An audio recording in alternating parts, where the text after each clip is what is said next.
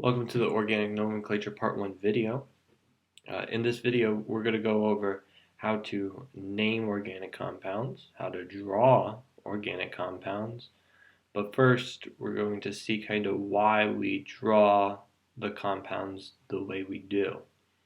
You're probably familiar with Lewis structures already, so they might not look too different, or maybe I'm just lying and they really do look a lot very different from what you're used to. So first we're going to kind of talk about why we draw the compounds the way we do. It seems like we're forgetting a lot of the atoms in there, and you might be right. If we take a look at these two organic molecules, they look very similar to each other if you begin studying it. Well, at least hopefully. The difference between these two is very slight. We have this OH group attached right here. Compared to this, we have another type of group. Okay. In chemistry and organic chemistry, specifically, you'll hear the word, or you'll hear it in architecture first, form follows function. Okay. The structure of a molecule will dictate of how it behaves, or some of the characteristics and properties. And that is one of the bases and objectives in chemistry, to observe the properties of matter.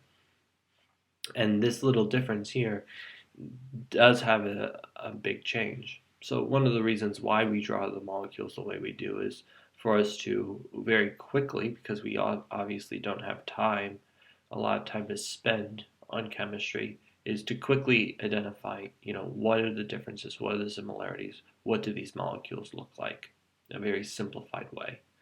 And drawing them that way, we can do that. So this OH group and this other group, acetyl group, creates a huge difference. This molecule right here is morphine, highly addictive, or not highly addictive, it's an addictive substance given to you in hospitals when you're in in a major pain, also used by drug dealers. And then the drug dealers also sell this from time to time. This is heroin. Okay.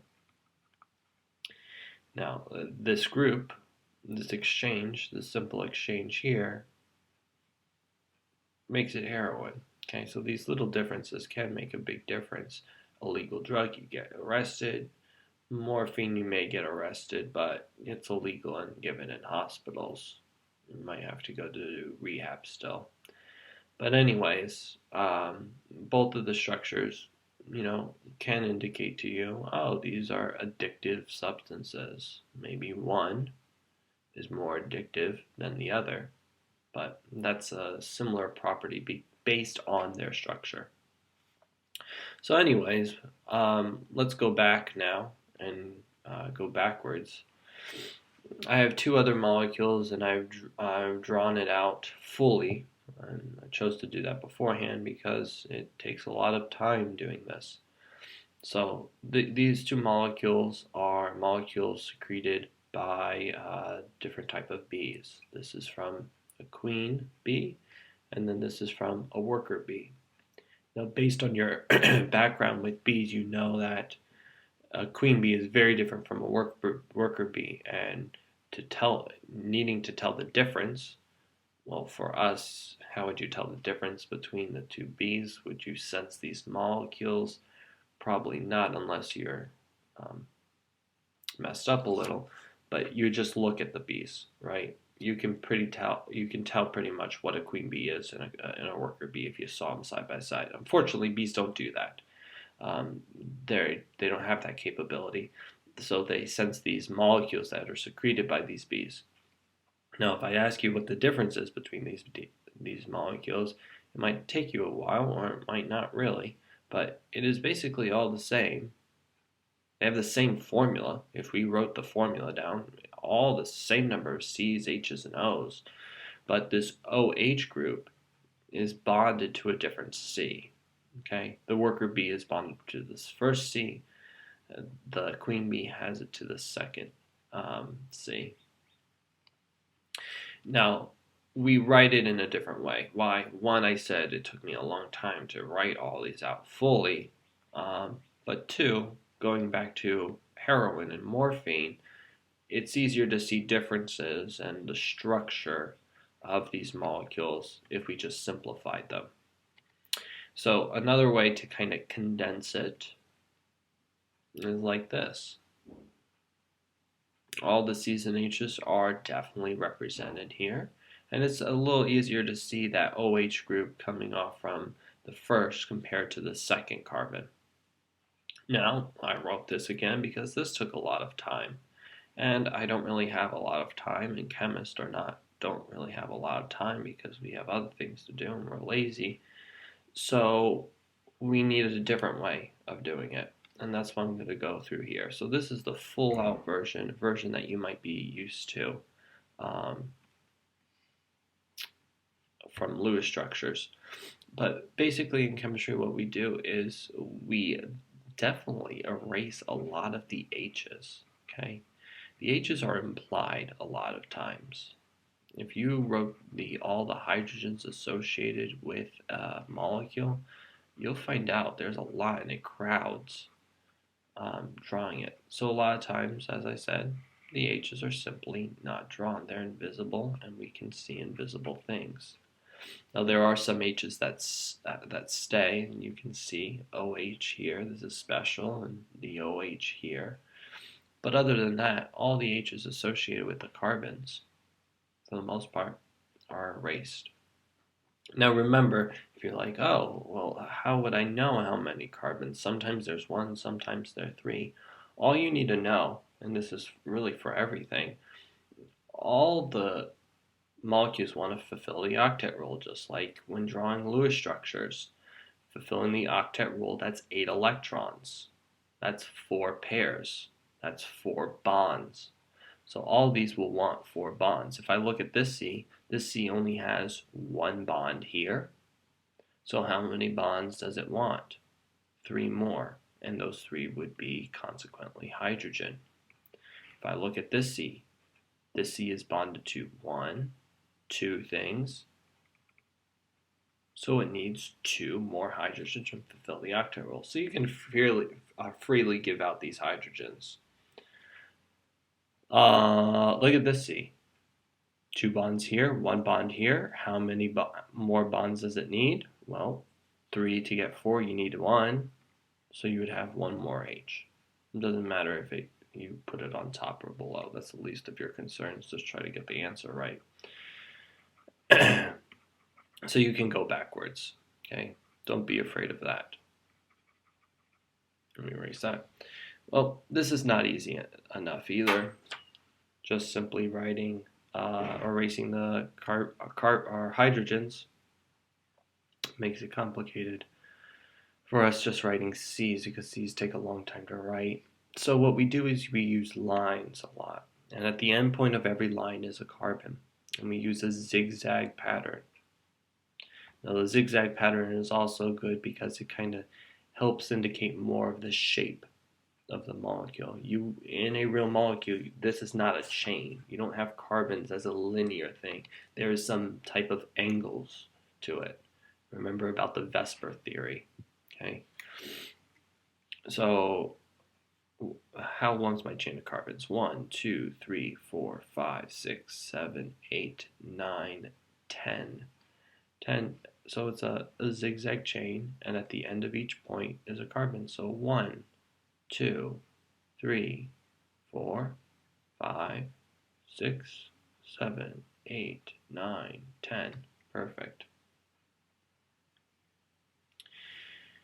So this carbon right here is this carbon here, and from here I have a double bond, and I write the O's. We don't write the carbons. I hope you're figuring out with this.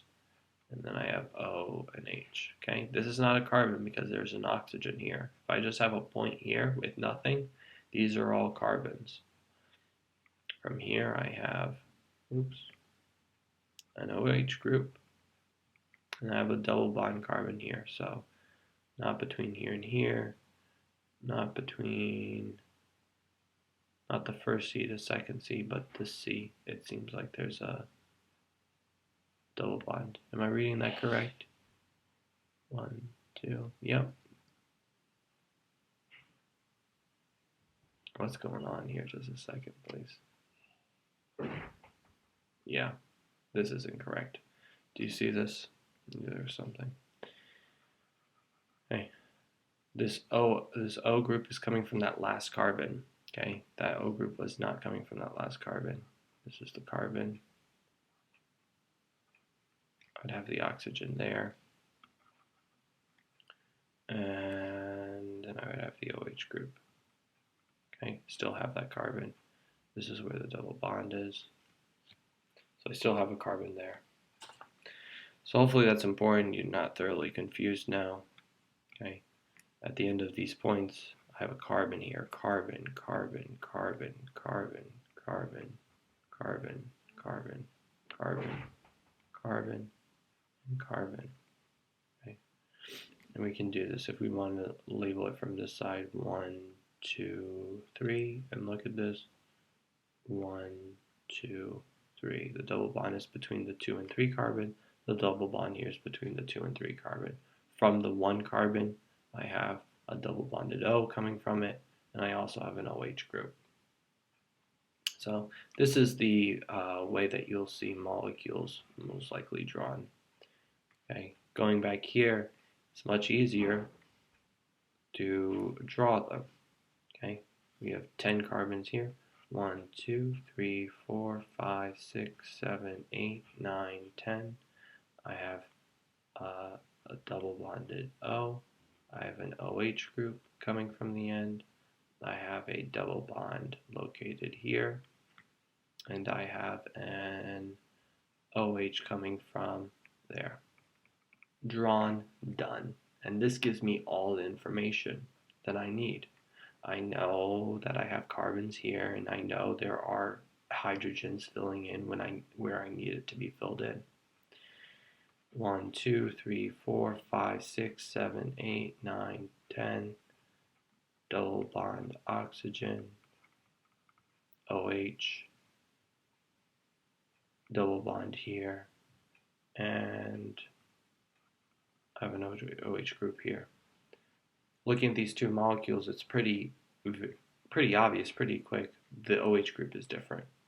And then when you actually spend a second looking at it, why is it different? Because it's bonded to a different carbon. This is the carbon 1, and then this carbon 2. 1, 2. Okay. So let's now talk about how we should name organic compounds. Okay, we know why we draw them the way we do. You now know that we draw the carbons with the lines, and at the end point of the lines is a carbon, and you can fill in hydrogens as you need. So let's just go through an example. That's best. 1, 2, 3, 4, 5, 6. So how would we name this? Okay. First of all, this is in a family of alkanes. And these are alkanes because it's all single bonds. Okay, single bonded carbons. How many carbons do I have? Well, I have 1, 2, 3, 4, 5, 6. I said I wanted 6. I drew more. There we go. So this is a carbon with 6 atoms. And how do we do this? Well, first let's go over the prefixes because those are pretty important first. Here are the prefixes. 1 carbon, meth, just like the drug, but not. 2 is eth. And you should be writing these down. These are important. You should be memorizing these too. You'll be using these a lot. Prop. 4 is bute, like butane. 5 is pent. These are kind of odd, meth, eth, prop, bute, but after you get to 5, they kind of make sense and they're familiar. 5 is pent, like a pentagon. 6 is hex. 7 is hept. 8 is oct, 9 is non, 10 is dec, and you can actually keep on going on and on and on. So these are the prefixes. These are things that you really need to memorize. Not too hard. 1 through 4 is different. 5 through 10 kind of makes sense. But to name organic compounds, you're going to have to first pick the longest chain. Okay, the longest chain is always, and when we come back to videos of naming more complicated structures, you always start with the longest chain of carbons. Okay, where can you start in the molecule and go through the longest chain of carbons? Okay, you can go in a maze, but you can't double back. You're looking for the continuous longest chain of carbon. Obviously, this is pretty easy. It's a straight path. 1, 2, 3, 4, 5, 6. 6 is the longest chain of carbons. So we use the prefix hex. And then, after the longest chain, we use what family it's in, what family of compounds. And as I said, these are alkanes. It's all single bonded. So for an alkane, the ending is ane. This is hexane. This tells us there are 6 carbons and they're all single bonded because of the ending ane. You've heard of methane before. What would methane look like? Well, it's just a single carbon, CH4. That's methane. You can't draw any line structure. How are you going to draw a line structure for a very simple molecule? You have the C, right? 1C, all single bonded to no other carbon, but how many hydrogen? Well, carbon always wants 4, so those are going to be 4 H's. If you look at ethane, what does ethane look like? Well, if you want to draw it as a line, there you go. Usually it's not drawn this way, it's usually just written out here, but this is 1 carbon, 2 carbon. At the end of each line, at each point, is a carbon. That's ethane. So that's CH. Well, how many carbon? If this is bonded to 1 already, you want 3 here, and you want 3 here. CH3, CH3, and this is ethane. So we're going to do more practice here. Let me change my color. Ooh, yeah, somewhat blue. Let me just keep on going. There we go, that's fine. I want you to name that compound for me. Well, first, what we do, pick the longest chain of carbons. And this is really important. 1, 2, 3, 4, 5, 6, 7, 8, 9. 9, and if we look at our prefixes, 9 carbons is non. So this is non. And all single bonds, this is an alkane, so this is nonane. That's simple. Now going back to another type is sometimes we have a circle, a cycle, okay, rings, they're more properly known. When we have rings, the only difference is we still find the longest chain starting at a point. So this is 1, 2, 3, 4, 5. So there are 5 carbons in this ring. They're all single bonded to each other. It's an alkane, but because it's in a ring, we use the word cyclo, 5, pent, all single bonds, ane, cyclopentane. Okay, so you now know how to name simple alkanes within the chain, and you now know how to name rings.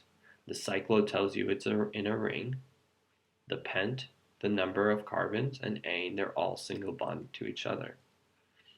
What happens if I said, draw this for me, draw the opposite? Cyclohexane.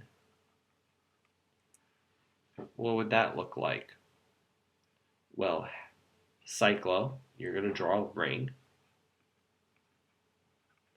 Hex, how many carbons are going to be in that ring? 6. Looking at your prefixes, 6 is hex. And ane means all single bonds. So 1, 2, 3, 4, 5, 6, a stop sign. This is cyclohexane. And we'll do one more, and then we'll finish up the video. How would you name that? Actually, instead of doing that, how name or draw this for me? Pentane. How would you draw pentane? Take a moment. I'll give you a few seconds. You can pause the video. I'm going to give you the answer in about 2 seconds. Pent, 5, ane, single bonds. Start from here. 1, 2, 3, 4, 5. Pentane. Now, if you didn't want to start up and you start down, 1, 2, 3, 4, 5, a W, that's pentane as well. Okay? You usually don't do 1, 2, 3, 4, 5. Okay? Is this pentane if you were really drawing this? Yeah, not really. This is not how it looks. But whatever. Okay? This is not necessarily correct. Okay? It's in a zigzag pattern. But we'll be seeing molecules that might look like this, and that might have branches, and have, something else come off from it, and this, and things like that. So this is fine, but as you can see, there's a zigzag pattern to it somehow. So maintain that. You don't want to go all across and expect that to have a name.